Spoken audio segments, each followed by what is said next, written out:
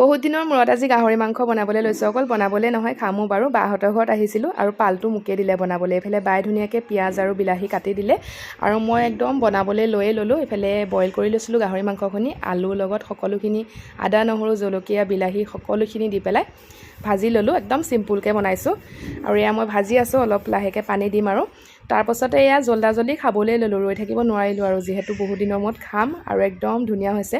এইফালে দাইল আছিলে, ভাতকেৰেলা আলু ভাজি, এইফালে চালাড তিয়ঁহৰ আৰু খাই আছোঁ অলপমান, আপোনালোকক দেখাই দিলোঁ। আৰু এইফালে মাংস গ্ৰেভি আৰু আমাৰ দিয়াই দেখিছেনে কি ধুনীয়াকৈ একদম পুতলাজনী কোচতে লৈ লৈছে, খেলাই তাই টিভি চোৱাত ব্যস্ত গোটেইকেইটা। আৰু খাই মেলি লৈ ধুনীয়াকৈ অলপমান বহিছোঁ আৰু দুটা আপোনালোকক বস্তু দেখাম চাবচোন দেই। বাহঁতৰ ঘৰতে এয়া দুটা দেখিছেনে লাভ বাৰ্ড আছে, ইমান মৰম লগা, কালাৰকেইটা ইমান মৰম লগা চাওকচোন, ব্লু গ্ৰীণ এনেকৈ।